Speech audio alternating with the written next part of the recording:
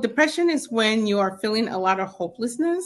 You're feeling sad all the time or most of the time, right? Let's say 9 out of 10 times you're feeling sad. 5 out of the 7 days you don't want to do anything. You don't want to get out of your room. You don't want to go to school. You don't want to participate in all the things that you used to participate in.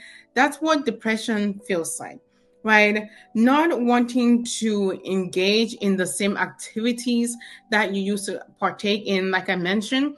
Like, let's say you used to play a sport, right? And you are really great at the sport, and it comes a time for you to play the sport, you fall into depression, right? And I think I experienced this a little bit when I was in college.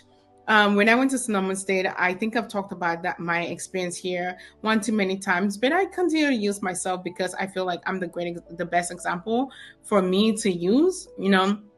So when I went to Sonoma State, I think I had my moment of depression.